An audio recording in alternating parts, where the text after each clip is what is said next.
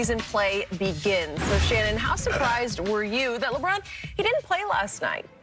Well, I'm not very surprised at all, Skip, because we knew he wasn't going to play back-to-backs. And if you look at the situation, he's made it abundantly clear. He said, man, I wish we could really have a parade. He was like, man, I can't wait until we drop that banner and we have fans in the building. So I didn't think he was going to play last night for the simple fact, once I found out they're unveiling the banner for the championship season, they're going to have 3,000, 3,500 fans there. It was a no-brainer. Why would he play last night and miss the opportunity to have the unveiling of the banner and play in front of the crowd tonight? Because he was never going to play back-to-back. So for me, I am not surprised at all. It gives him another 24 hours to rest that ankle, to get it even healthier. And so now he plays tonight. And I think they play again when they play Thursday and Thursday and Friday, or Thursday and Saturday.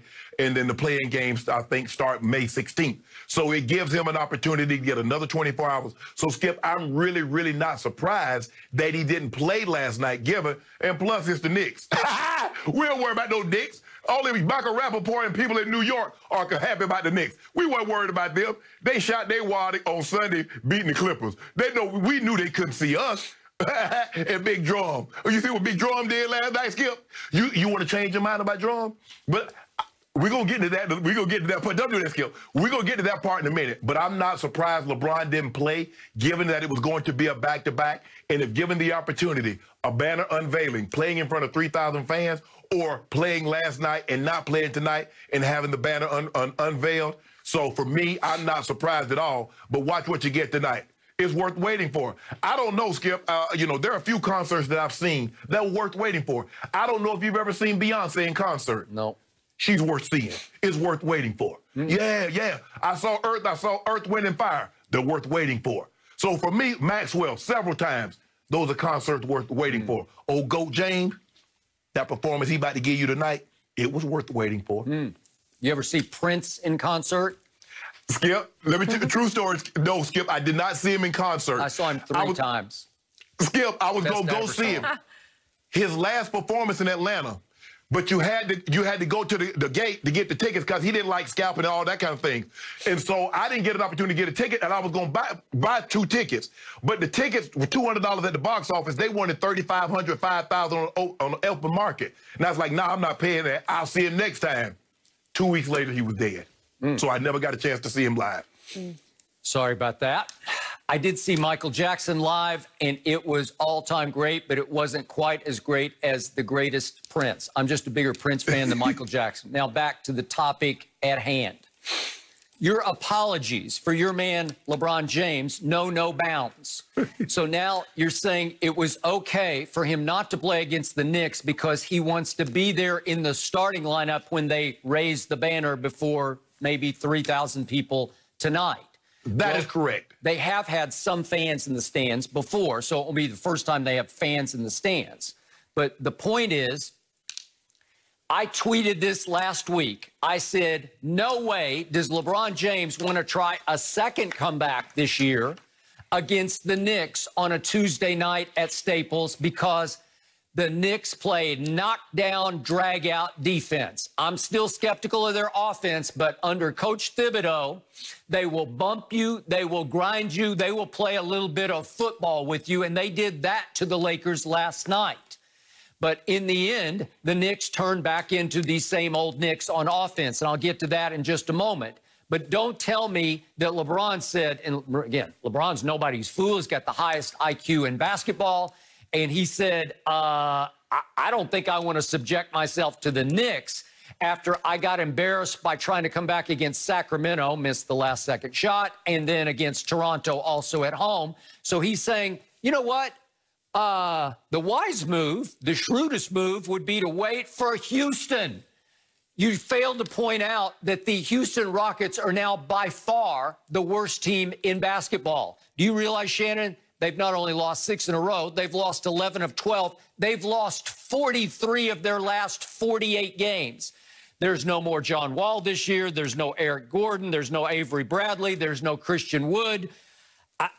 I don't even recognize what's left of the Houston Rockets. Son is playing well. LeBron saying, I think I'm going to play a little bully ball tonight. Way to go, LeBron. I'm proud of you. Way to go, Shannon. I'm proud of you for defending him for not subjecting himself to the Knicks. Skip, our good friend Kenyon Martin's son is playing really well for the Rockets, though. He's been unbelievable. Unbelievable? Okay. Yeah, he's been unbelievable. Okay, for a while, I thought Kevin Porter Jr., who's from out here at USC, I thought he was unbelievable. He got 50 going back, what was it, 2-3 weeks ago against Milwaukee. And now he's been out for a while, and they said he might try to play. Maybe he'll try to play because it's back in his stomping grounds. He's from Seattle, but played at USC. But seriously, is this a threat? Are you proud of LeBron for waiting to come back against the Houston Rockets, who are 3.5 games worse than the Detroit Pistons? The Rockets are 16-53. 16-53. I don't care if he was coming to go back against the Washington Generals. I just want LeBron James to be healthy. And guess what, Skip? Now, let's switch over. That game last night, did you see that? Now, Caruso goes out. There's no Schroeder. There's no Bron. Caruso goes out early. We really don't have another playmaker, a guy that can make plays for himself and get other guys involved. And so they turn it over. Vogue says, look here, I'm going to turn the ball over to a 20-year-old guy. Now you see why. They were unwilling to package Schroeder, KCP, and Horton Tucker. They said, nah, we'll give you Schroeder. We'll give you KCP for Kyle Lowry, but you cannot have this young man. And he showed you last night, Skip, he's going to have growing pains. He's 20. He's not a true point guard. He needs to have the ball. He can create for himself. He can create for others. But he's going to have to learn, Skip, on a bounce pass in the lane, I can't throw it that low because that's Andre Drummond. He's 6'10 and a half, almost 300 pounds. He's not as nimble as some of the other guys. Why would you try a half-court pass to Ben McLemore like that's AD or LeBron up under the basket? He'll learn from those things. But if you know, in the overtime, 8 of their 10 points, he got them. 2 threes. And you know, with that first three, it came on a what? An offensive rebound by Big Drum. I told you Drum would be just fine. The way they played last night is awfully encouraging. And you see, we don't send the Suns into a spiral. They went to Phoenix and got their head back, went to a Golden State, got their head bashed in after what we did to them the other night. Skip, I don't know if you noticed, but that song by MC Hammer, gaining momentum, we gaining at the right time. By the way, Steph Curry went 1 for 11 from 3 last night, and they still managed to beat Phoenix, as you just pointed out. Andrew Wiggins went crazy. And by the way, your man THT had not 5 or 6, he had 7 turnovers last night, and you managed to survive because the Knicks turned back into the Knicks. Let me count the ways. The Knicks were up 85-75, low-scoring football type of game, with 7:39 left in the fourth quarter. They're up 10. And somehow they self-destruct, and your team whittled away, and I was impressed. You're right. They scratch, they claw, they fight back.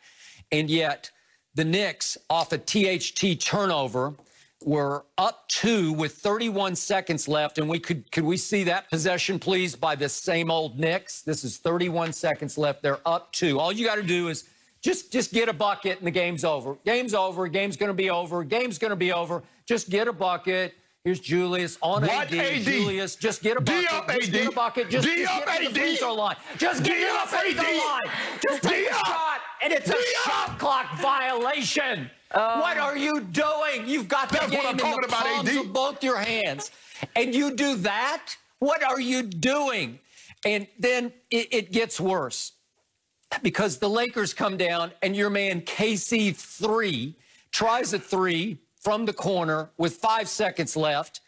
And could we see what happens? He tries a 3, and Wesley Matthews. And one. Wesley Matthews, how tall is he? Like 6'3", maybe?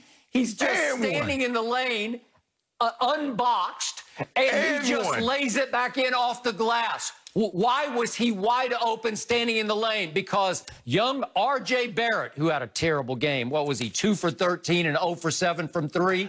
He did not box him out. He will hear about that in today's film session from Coach Thibodeau. You have to box